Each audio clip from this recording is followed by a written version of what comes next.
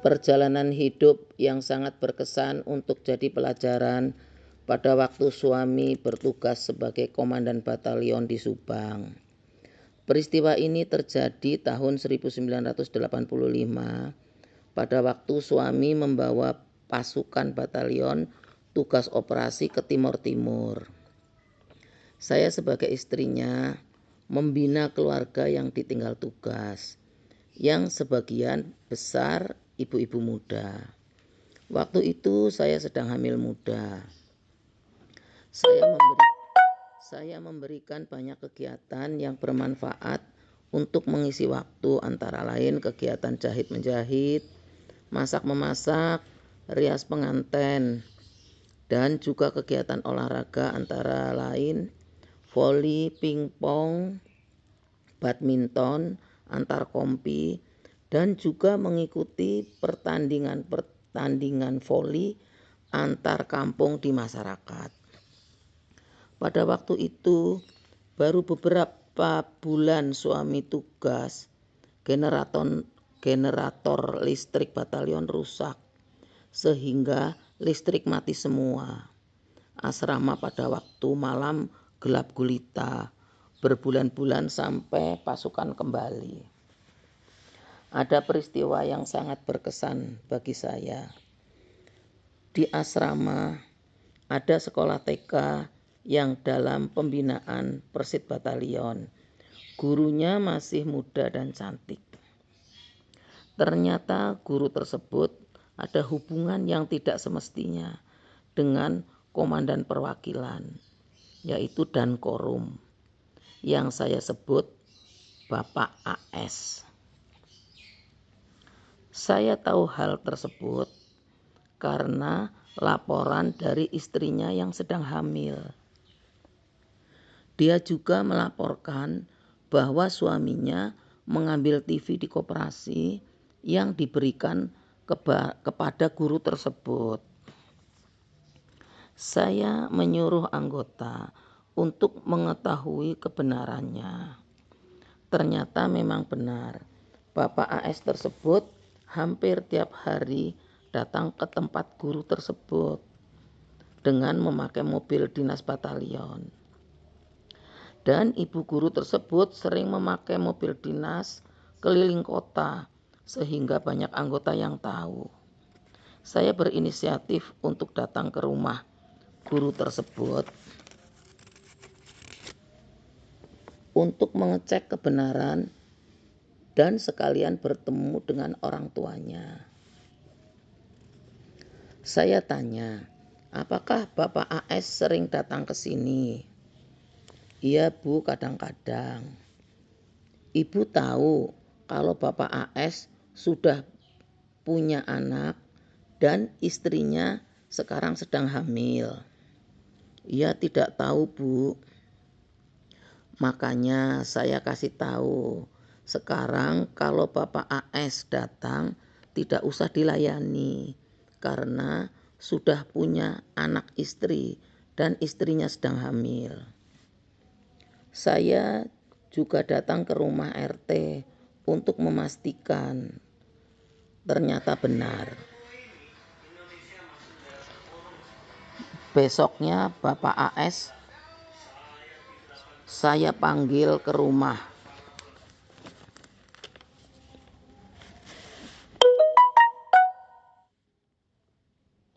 Saya tanya, apakah Bapak ada hubungan terlarang dengan ibu guru TK?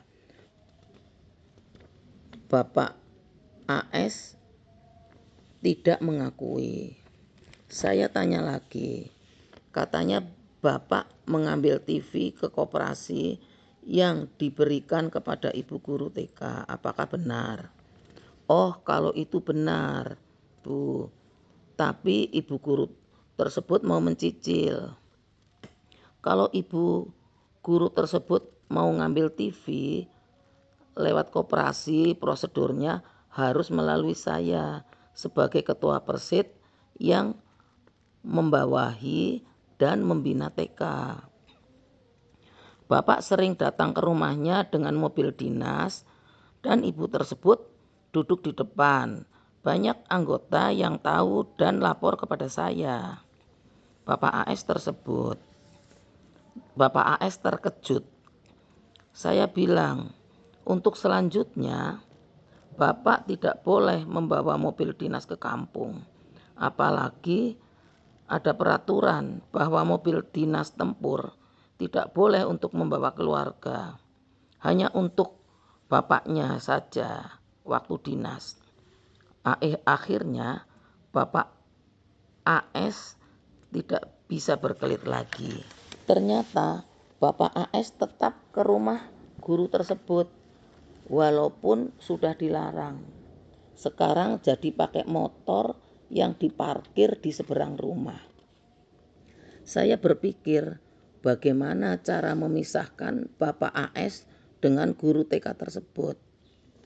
Akhirnya pada waktu Bapak AS tugas dinas ke Jakarta, saya punya inisiatif untuk membawa Ibu AS ke rumah ibu guru tersebut sambil menemui orang tuanya dan mengenalkan kalau ini Ibu AS yang terlihat langsung sedang hamil. Waktu ditanya, ibu guru tersebut tetap tidak mengakui ada hubungan dengan Bapak AS. Sampai Ibu AS marah, menggebrak meja sambil bilang, pencuri tidak akan ngaku kalau tidak digebukin, Bu. Dia akan ngaku kalau digebukin dulu.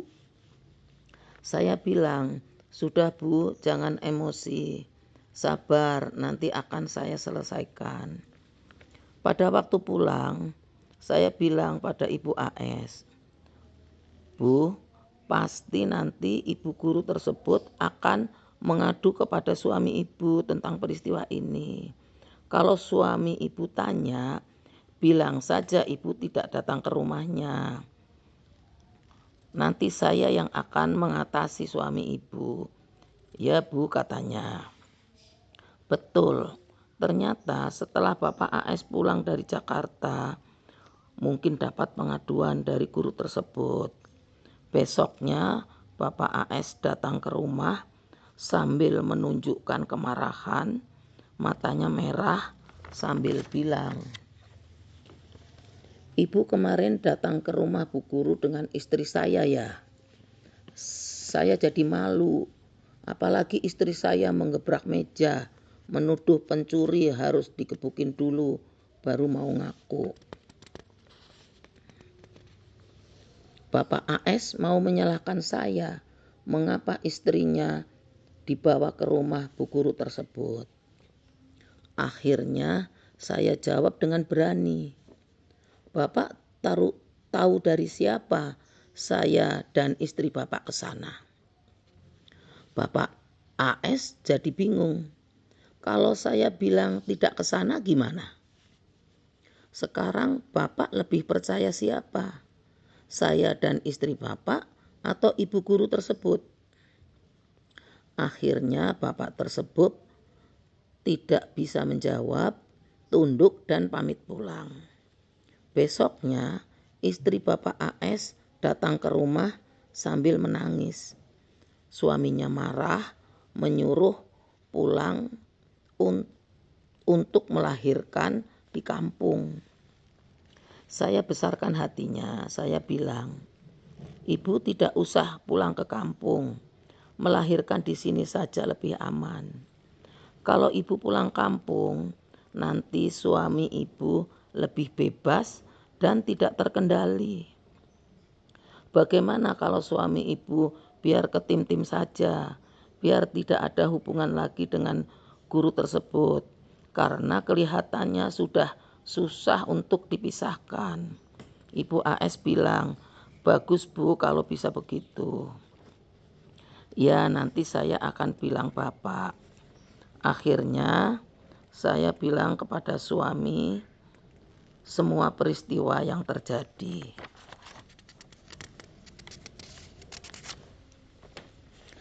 Komandan perwakilan yang dijabat Bapak AS tugasnya untuk membina keluarga yang ditinggal tugas. Ternyata dia sendiri yang membuat masalah. maka suami langsung memutuskan untuk diganti. Tidak berapa lama kemudian, Bapak AS diganti untuk ditugaskan ke Timor Timur. Beberapa hari kemudian, setelah peristiwa Ibu AS melahirkan anaknya, bapaknya berangkat ke Timor Timur. Saya mengambil hikmah dari peristiwa ini. Sebagai istri prajurit yang sedang ditinggal tugas operasi, hendaknya mampu menyelesaikan masalah dengan tidak membebani tugas suami. Setelah masalah selesai, baru dilaporkan. Semoga Allah Subhanahu wa Ta'ala selalu memberikan petunjuk dan bimbingannya kepada kita. Amin ya Rabbal Alamin.